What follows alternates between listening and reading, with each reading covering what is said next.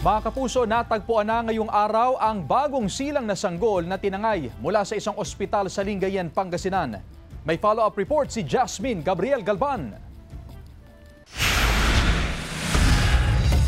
Hindi may isalarawan ang tuwang nararamdaman ngayon ng 42 anyos na ina na si Rosel Pablo matapos may balik sa kanya ang sanggol na tinangay ng isang babaeng nagpanggap na nurse sa Lingayen District Hospital noong linggo. Ang takot, kaba, pighati at tila kawalan ng pag-asa ay napalitan ng labis na kagalakan nang muling makita ang sanggol na ilang araw ding hindi nakasama. Mahigpit ang pagkakahawak ng ina sa nawalay na sanggol. Panay ang halik ng ama at iba pang kaanak sa sanggol. Thank God na ibalik and nahuli na and mananagot ang dapat managot.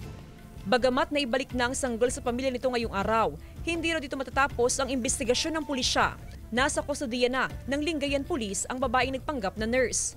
Hindi muna siya iniharap sa media habang nagpapatuloy ang investigasyon. Pero base sa salaysay ng suspect sa mga otoridad, nasa ospital siya noon dahil may kaanak siyang nakakonfine roon. May lumapit daw sa kanya na umano'y kaanak ng mga magulang ng sanggol at inalok siya sa halagang 5,000 piso upang kunin ang sanggol sa nanay. Sosorpresahin daw ng mga kumausap sa kanya ang mga magulang ng sanggol. Pero hindi na siya nagbigay pa ng karagdagang detalye. Nakumbinsi naman siya agad kaya tinangay ang sanggol at inuwi sa kanilang bahay. Hindi patukoy kung sino ang mga umano'y kumausap sa suspect upang tangayin ang sanggol. Nakukonsensya na siya. Parang inuusig na siya ng konsensya niya at gusto niya nang ibalik yung bata sa gabi ring yun. Pero wala raw siyang magawa kasi wala rin siyang pera.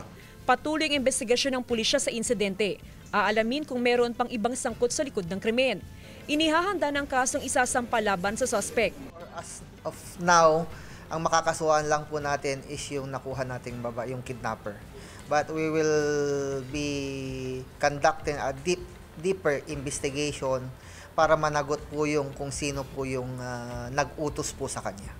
Ipinapasa kamay na ng provincial government sa Pangasinan PPO at Lingayen Police ang malalimang investigasyon para alamin kung ito ay organisadong krimen. Samantala, matapos ang nangyaring pagdukot sa sanggol, ipinag-utos ng gobernador ang paghihigpit sa seguridad sa lahat ng pagamutan at pasilidad sa probinsya. May mga ikakabit na CCTV camera sa mga gusali. Pasensya na po, magiging istrikto na po tayo sa ating mga ospital at sa iba po nating mga facilities dito po sa ating provincial capital. Kasama si Jing Dakanay, Jasmine Gabriel Galban, One North Central Luzon.